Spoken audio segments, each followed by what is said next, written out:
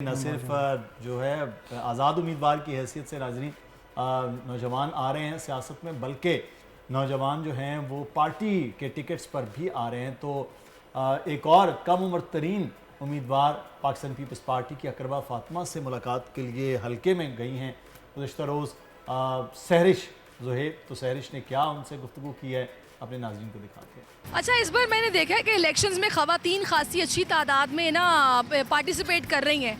तो ज़ाहिर है विमेन एम्पावरमेंट की जहाँ बात आती है तो वहाँ पर दाद हम ना दें, ये तो बिल्कुल ज़्यादती वाली बात है। तो यंग ख़वातीन कितनी इस हवाले से हाई स्पिरिट्स में हैं, क्या वो इरादा रखती हैं, क्या उनकी मोटिवेशन है।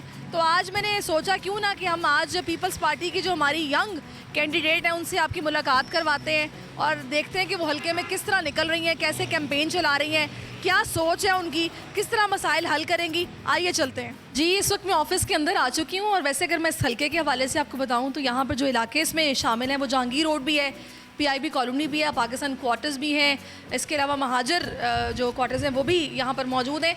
तो ये इलाका काफ़ी वसी है, तभी इसमें इतनी बड़ी तादाद है। यहाँ पर लोगों की तकरीबन मैंने बताया आपको 5 लाख से ऊपर की आबादी है और 2.5 लाख के करीब रजिस्टर्ड वोटर्स हैं। तो मैं इस वक्त सैयदा अकरबा फातिमा के ऑफिस में पहुंच चुकी हूं।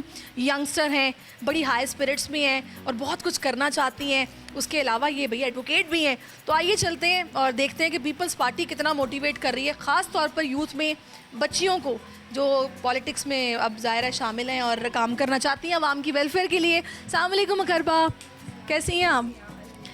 Thank you so much. मैं बिल्कुल ठीक ठाक हूँ जी। आप माशाल्लाह, मैं देख रही हूँ बाहर काफ़ी रौनक है और पिक्चर्स भी मैं देख रही हूँ अभी आपके ऑफिस में एंटर होते ही। तो लीडरशिप से तो आपके काफ़ी अच्छे ताल्लुकात लगते हैं मुझे, क्लोज़। जी बिल्कुल ऐसा ही है। और पीपल्स पार्टी में तो आपको पता है यंगस्टर्स को इनकरेज बहुत किया जाता है। तो बस यही है, चेयरमैन साहब हिमसेल्फ इज़ वेरी यंग, तो वो चाहते हैं कि अब जो उनकी टीम हो वो भी यंग हो।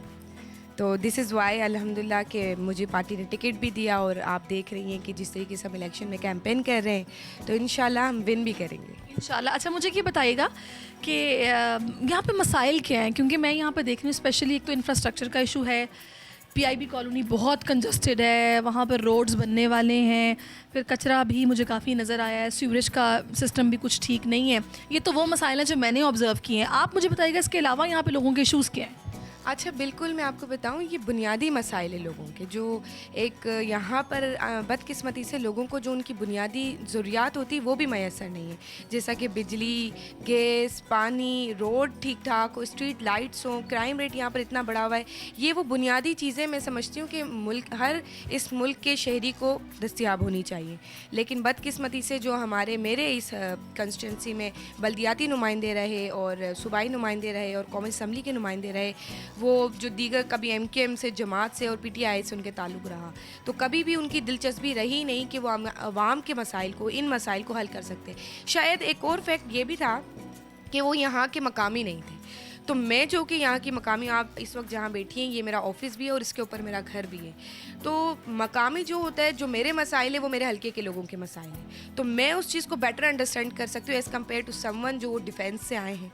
तो ये बड़ा एक यहाँ पर मसला रहा कि जो भी माजी में यहाँ से नुमाइंदे इलेक्ट कहूँ या सिलेक्ट कहूँ वो एक अलग बहस है, लेकिन उनका ताल्लुक़ कभी भी इस इलाके से नहीं रहा।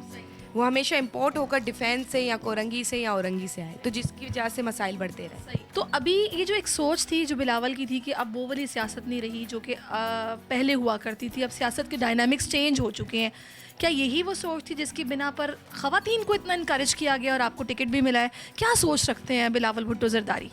अच्छा, मैं आपको बताऊं, चेयरमैन साहब ने जब अपनी इलेक्शन कैंपेन का आगाज़ किया तो उन्होंने कहा कि अब जो है नौजवान क़यादत का आना ज़रूरी है। तो उसके पीछे प्रॉपर एक, मैं आपको बताऊं, अमली काम था। और आपने देखा जब इलेक्शन की टिकट्स अनाउंस हुई तो उससे वो लफ्ज़ी बातें नहीं थी, प्रूव हुआ पीपल्स पार्टी ने यंगस्टर्स को टिकट्स दी, यूथ को दी, ख़वातीन को दी।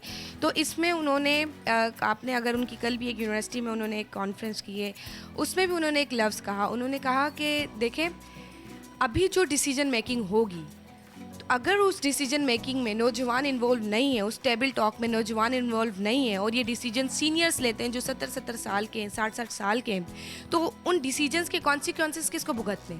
नौजवानों को भुगतने। वो सीनियर्स तो नहीं भुगतेंगे, उनका तो ये लास्ट सियासत में उनका एरा होगा। तो दिस इज़ वाई जब उसके कॉन्सिक्वेंसेस हम यूथ को ही भुगतने, तो why not we take the decision. तो हमें उस डिसीजंस के पावर्स होने चाहिए, डिसीजन मेकिंग में टेबल में हमें होना चाहिए। जब हम उन डिसीजंस को बनाएंगे तो ये जहन में रखकर बनाएंगे कि इनके कॉन्सिक्वेंसेस भी हमें भुगतने, बजाय इसके कि हमें पता हो कि ये तो मेरा लास्ट ईयर है तो सिर्फ मैं अपनी बेनिफिट के लिए चीज़ें पोर्ट्रे करूँ। तो ये वो एक सोच थी कि चेयरमैन साहब चाहते हैं कि नौजवान आगे बढ़ें, क्योंकि नौजवान आएंगे तो चेंज आएगा। तो नाज़रीन, सियासत इतना आसान काम नहीं, पढ़ना भी पड़ता है, खबरों पर नज़र भी रखनी पड़ती है। इस हवाले से कितनी मेहनत करना पड़ती है? यानी कि जाहिर है आपको समटाइम आप लोग बाहर निकलते को पकड़ ले, हल्के में ही कोई वोटर पकड़ ले कि बताए ना ये आप क्या कर रहे हैं, और आपको उस इशू का पता ही ना हो, ऐसा कभी हुआ है? नहीं, बिल्कुल आप सही कह रहे हैं कि आपको ग्राउंड रियलिटीज़ पता होनी चाहिए। आपको पता होना चाहिए कि इदारा जो मुल्क को फ़ंड दे रहा है और मुल्क को कर्जे में डुबा रहा है, इंटरनेशनली आपको मॉनेटरी फ़ंड कर रहा है, तो उसका तो एक सिंपल ही ये एक मैं समझती हूँ बड़ा इजी सा उसका वो है। लेकिन समटाइम्स मुझे लगता है स्लिप ऑफ टंग भी हो जाती है, आप पर प्रेशर भी होता है, सिर्फ आपकी एक वर्क लोड भी हुआ होता है, तो शायद इस वजह से ये चीज़ें होती हैं। अदरवाइज़ ये कोई इतना बड़ा रॉकेट साइंस का वर्ड नहीं है।